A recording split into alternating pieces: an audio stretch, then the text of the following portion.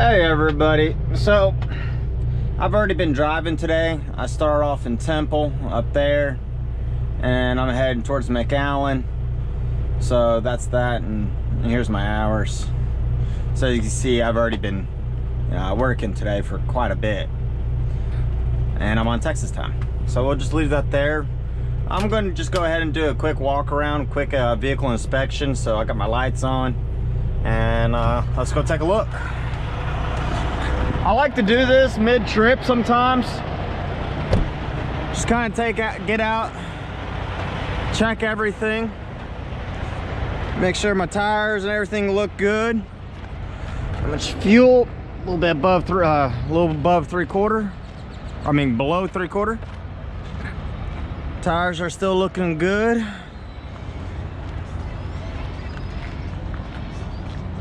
And got lights. All my lights are working. These tires are looking good. Good deal. Now, in the last video when I was talking to Angel, we were talking about, lights. And what I was talking about, you just kind of hit it. The light shouldn't change. Shouldn't flicker, shouldn't turn on, off, whatever. It should just work. Fuel tanks are closed. Not leaking fuel. And headlights are okay.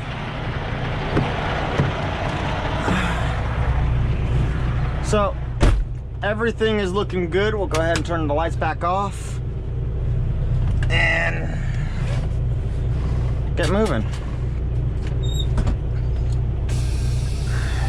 Now, I'm actually going to be coming out with a set of training videos. Look for like fundamentals. I have a lot of mentors asking me about this, and then also when Angel was in the truck, there's quite a few different videos he would like to see me do. But one thing real quick, this says parking brake. Right here it says not for parking. So whenever you're pulling over, okay, and you're not dropping the trailer, put your thumb on the red and only pull your yellow, okay? You don't need to evacuate all the air out of the trailer unless you're dropping the trailer or you're going underneath the trailer. Other than that, just leave the red valve pushed in. You don't need to do anything with that. So just push in your yellow and we're ready to go. Now, today I got a few different topics we could talk about. Ooh, that Corvette looks like it got slammed in the front. So, we've got a few topics today. One of them is going to be about the coronavirus. And then also, since I'm running solo, especially for a few more days anyway, I'm going to be doing a lot of backing videos, and might work on doing some training specific videos as well, since I have a little bit of time to do some of those. So yeah, stay tuned for that. And then got my taxes over to the CPA, working on getting all that taken care of. Did not make as much as I was hoping or planning on last year. Really kind of fell short. So this year, even though that we're in it quite a bit, I'm going to make a new target, and that is to try to make double or almost double what I made last year. So I have a little bit of catching up to do. Am I going to be able to do that? Maybe not. But we'll once I have all the numbers all together and everything, we'll sit down and actually start to plan that all together. And I gotta change lanes here.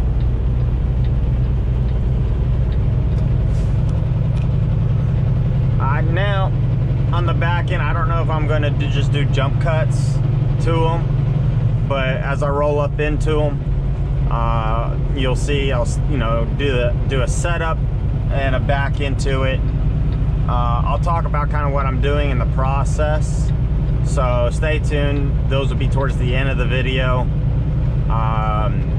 This part we're just going to be talking about different aspects of things that could be important in the trucking industry. So first things first, let's talk about the coronavirus, as that is a huge topic right now in the news, and that's a bad driver right there. We'll let that guy go way in front of me and just let him disappear. He's probably going to do that himself. That was not a very smart thing to do. Oh well. Four-wheelers do what four-wheelers do. Anyway, so the coronavirus. Now, trucking, okay? Is there really a shortage of some of the things that you see just completely gone inside the stores? No, not really, okay? Part of it is that people are panic buying, all right? You know, Walmart is shipping out a lot, and at the Walmart DC in Temple, right across the not even right across the street, right next door is the HEB terminal. And I can tell you, both terminals are receiving massive amount of trucks, okay? It's just that people are panic buying like crazy, which is having very little supply in the stores, which is causing, you know, some shortage. People are buying and hoarding things that, I don't know. I mean, I'm not a scientist, but I think people are just overreacting on that. And Walmart is shipping out as much as they can when they can. I know that, you know, today is Sunday. I'm not sure. I think it's the 15th. Yeah, to be Sunday the 15th of March. There were 60 loads in one night for just meat and produce, guys. It was 60 or over. I don't remember what the exact number was, but the planner was looking for as many drivers as possible, and that was just what was sent to, you know, the Swift or the third-party hauler. Okay, Walmart is hauling, you know, their own loads as well, so, you know, who knows, that could have been, you know, 80 loads or 90 loads. We don't, I don't know. I'm just the driver, okay? But the panic buying, I don't know. It's not great, but it does show one thing about society, okay? If we don't have truck drivers that are driving and delivering things to the store at the quantities that we are, the supply and demand issues, there wouldn't be no supply, the demand would be there, the entire store would be wiped out of literally everything. You know, next time you're out on the road, just look at how many trucks there really are. Now imagine if truck drivers got sick. And, you know, as a truck driver, we go literally everywhere. You know, our DC, we're going to Houston and San Antonio and a lot of these other places where the coronavirus is. So, you know, over here at the Walmart DC, you know, they're talking about, you know, keeping your hygiene up, you know, washing hands, washing your hands, sanitizing, you know, your steering wheel or the door handles, you know, things like that. Don't touch door handles. Just a lot of things like that. If trucks ever stopped moving, it would be a society breakdown. And you can't just put somebody in a truck and have them drive. They have to know how to do it. So, you know, trying to bring on people who are not sick and get them up to speed to be a driver could take months to be able to do that. You know, I got my experience, as some of you guys may know, you know, the guys that have been following me for a while. You know, I have my experience from doing farm work and then owning my own company. you know, that I had in the past. You guys can go back and see some of the old videos of where, you know, I had an IT, a telecom company, computer. You know, I refurbished and resold computers, which I would love to get back into doing. But that's where I had my experience from. And so me getting into truck driving was actually really easy. I knew how to back up a truck and trailer. So I just went down to DMV, took the test, and rented a truck. But there's not a lot of people that are like that could just jump in and do the work.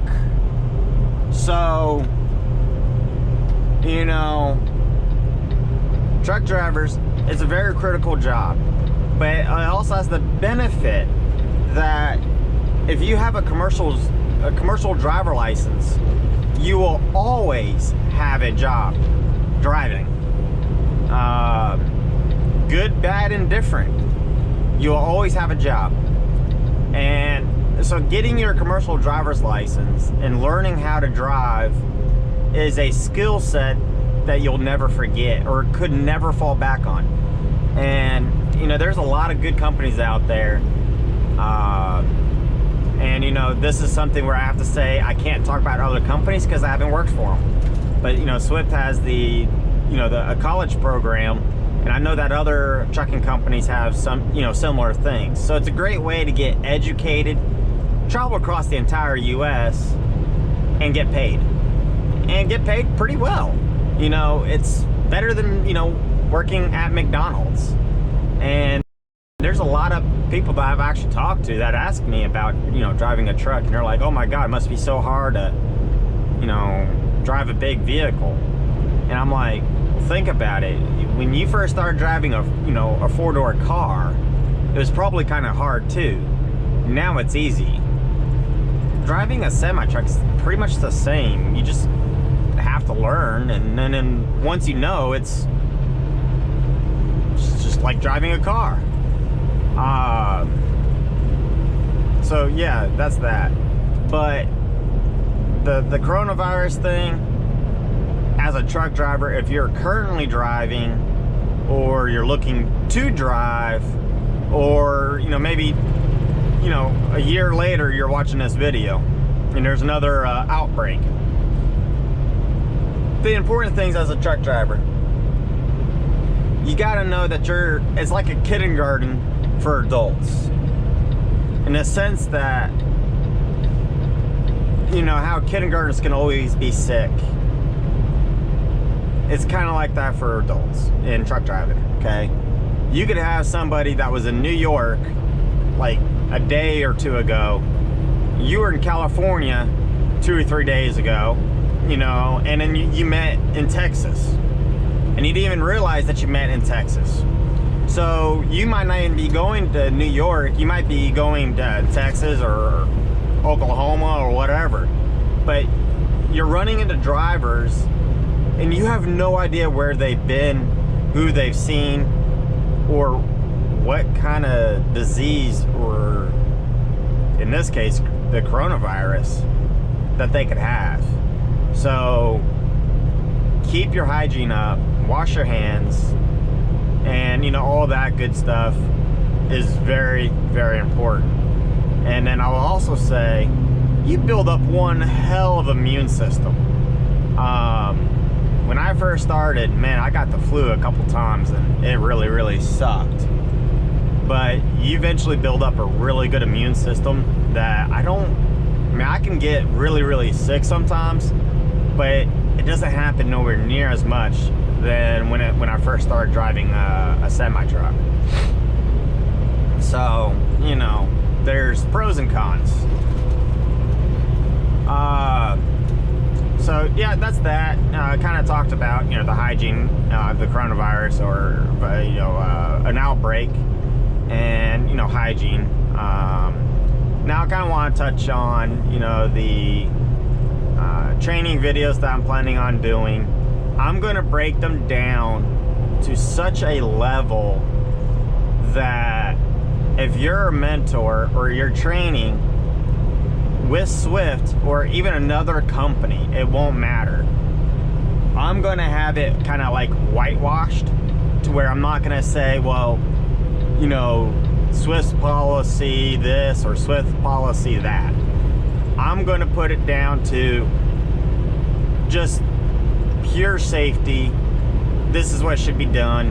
I might notate a few things that are Swift policy, but also just a flat out safety thing. You know, like, you know, get out and look. And in some cases you'll see, and even in the video, even in this video, I'm not always going to get out and look. But you have to take note that experience, and when you're coming up to a back, that you pay attention and you know what's going on. And the first thing that I always tell my students, turn the radio off. Just turn it off. If you're on the phone, say, hey, you got to get off the phone and hang up. You know, there's a lot of little sayings I have. I'm going to make a video talking about those and explaining them in depth in my fundamental training, you know, series I'm going to start doing, that are great things to follow, even if you're an experienced driver. So if you're an experienced driver, please watch the videos as well. Comment down below in them and let me know what you think. If it changed any of your possible behaviors, or you got a different viewpoint. You know, there's been a few students that have been on my truck that were only supposed to be on my truck for 50 hours. You know, they were prior experience, and walked away with a lot of great information, things that have changed their driving, or they added to their tool set. And one of them was driving for like 3 years before, 3-4 years before, took off like 2 years due to, I don't want to go into all that, we'll just say issues, and then came back. And so Swift had him, you know, go out with a mentor, me, for 50 hours. And he was like, wow, you taught me a lot. You taught me more than what I've learned in X years. So, you know, I take that as a great pride that I tried to impart as much information as I can, you know, to my students. And a lot of that information I've gotten from other drivers that have been driving for a long time. Plus, like I've said already in this video, I have some farm hand experience running my own company. And there's this old cat that lives up by my neck of the woods, and you know, I learned a lot from him. And so yeah, there's a lot of things I've learned over the years about driving a truck. And I love to soak up just random information, as my girlfriend can easily attest to. I'll spit off just blobs of, you know, crazy random things. Even my own family probably could say the same thing, and it could be kind of annoying, funny, and very interesting all at once. I just have a knack for that. Just don't ever ask me to spell, because, you know, our little secret, I kind of suck at spelling. But give me math or, you know, odd and interesting facts, and I'm really good with that. But we'll just keep the spelling my little secret, or our little secret. Spell checker does go a long way, and voice to text is a lifesaver for me. So that's that. Anyway, so we're kind of getting close to this Walmart stop. We have a exit coming up. It doesn't give us a exit number, but it does say Farm to Market 494. And you'll notice the Quadcom is muted. I don't allow that Quadcom to talk to me, and it's one of the things that my students really have to get adjusted to, because they're used to like a GPS telling you where to go and what to do. I don't allow that in my truck. You have to watch it. You have to know kind of what's going on. You're a professional truck driver. You don't just follow a little blue line. You have to know what you're doing. And you know what? I even still make a few mistakes every now and then, and I'll miss a turn. It happens. But knowing exactly where you're supposed to be. Hey, that guy has a skateboard in his motorcycle. That's kind of cool. And He's giving hand signals to the car in front. Great rider. I need to get some riding videos with my Harley. There's another guy at work that has a motorcycle. There's actually a few of them. I need to try to get out for a ride. The weather is actually quite nice. Me and my girlfriend have gone out a few times now. But yeah, definitely enjoying the 2 wheels versus 18 wheels that I have right now. It's always nice to shed a few. Anyway, so going back to this computer, so you just kind of have to lean over and read both the top and the bottom. That's the best way to do it, so that way, you know, you're always looking at it, you know what you're supposed to be doing. And if the computer ever fails, which, trust me.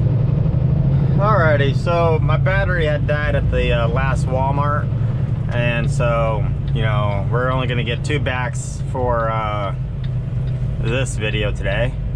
But the last one was pretty easy and straightforward. This one is a little bit different, but not too bad. So, easiest way to get into this one, just come up in here like this. Excuse me. So what we're gonna try to do is put our axles right over here. So we're gonna use up all this space right here. And we're gonna hug this right here. So what that's gonna do is bringing our axles over towards the spot that we wanna go in. Now we could come like this. Make sure we don't have a car showing up. And now that's gonna bring our trailer right in line where we want it. So again, make sure we don't have a car. And now it's just a simple straight back. We're gonna go for that first dock over there. So we're just gonna go ahead and dish out towards that.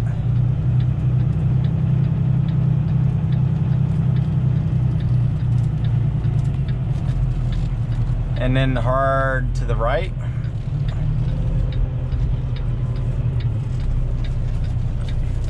And we're gonna chase it now. So there's the dock right there. So we're gonna come back a little bit. And there we go. Now just slowly bring it back, and then that's all she wrote. Now, there's something called line work and other things. We're gonna talk about that in the in-depth videos that I'm gonna do later.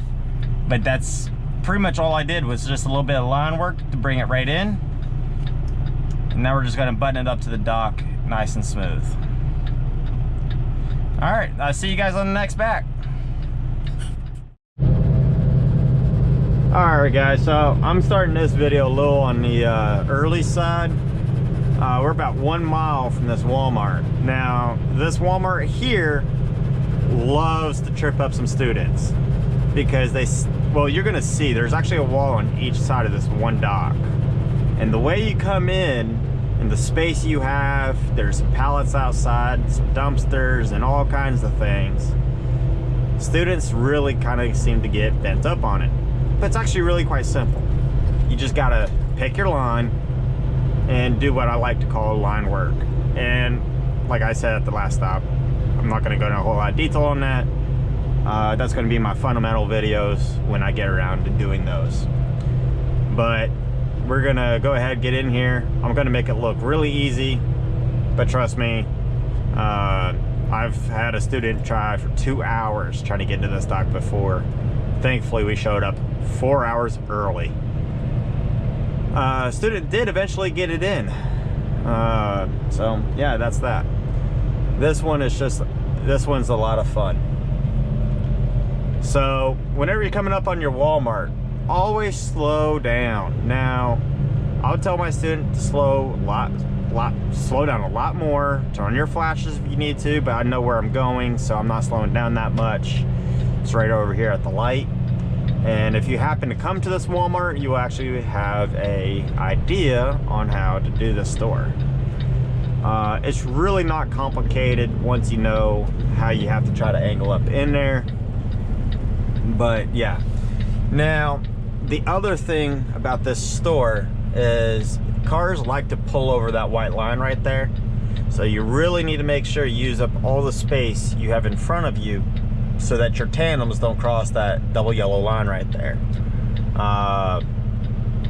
Now, it's not difficult, but you'd be surprised at how many students that I see, you know, their trailer will start to clip that, that white line right there.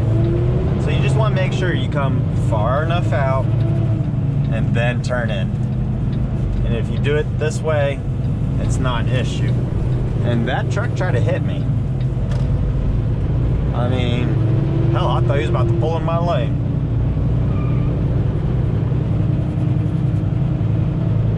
Anyway, so, oh, it looks like there might be a truck in the dock. Oh, no, he's not in the dock. Alright, so, that's the dock right there, and you'll see kind of what I'm talking about. There's a wall on each side, a fence, 2 yellow deer. If you don't know what a yellow deer is, it's those concrete posts. They're called yellow deer because drivers will swear that the post jumped in their way as they were backing up. It just means you lost track of where the yellow post is. But that's why they're called a yellow deer. Always ask a truck driver that's been driving for a while about the yellow deer he didn't see. Anyway, so that's the dock. Easiest way to do it, just come up close to this post right here. So what you're just doing, again, kind of like the last stop, just bring your tandems over this way, in the direction you want them in. And then you're just going to do a move kind of like this. And mind you, you're not doing a 45. You'll never get a proper 45 in here. So you just kind of look out and move the nose of the trailer in the direction you want. I want to go a little bit to the right. Now I want to chase it back to the left a little. So I'm turning to the left. Nice and easy. And you know what? If you hit it perfectly on this side, you'll hit it perfectly on the other side. So you don't need to worry about looking at both sides. Now we're just going to pull forward a little bit. And look at that. Lined up beautifully for that dock. So we're just going to go ahead and run our tandems just inside, avoiding that, you know, edge right there so we don't pop a tire, because that will take a while for a tire guy to get out here. And we're just going to slowly drift the nose in that way. Now you see that metal plate right underneath, you see the gray, and then the padding, you'll see that black plate. That's actually what we're aiming for. So you use the whole trailer, kind of keep that plate in your mirror, and if you hit it perfectly, guess what? You'll hit it perfectly on the other side. Mind you, I know there's nothing on my passenger side because the dock is 1 trailer wide and I'm driving a trailer that is exactly 1 trailer wide. Shocker, I know, right? And somebody's going to post in the comment section like, wow, you're a real super trucker. And then you just slowly allow it to come back. And then that's all she wrote. So you can see at the very bottom, you see very little of that plate is showing. Don't worry about where the yellow stripe is. That padding could be all over the place. You really just want to look at that metal plate. And that's all she wrote. And look, the metal plate's down there, and you see what I'm talking about, the padding. You don't see much padding on this side, and you see a little bit on this side. That padding is not always where you want it. Just hit the plate where you want it, and guess what? You'll be good. Anyway, thank you for watching. Please comment, like, rate, and subscribe. And the fundamental videos will be coming out shortly. I just have to get around to actually, you know, record some of those. So thank you for watching. Catch you guys on the next one.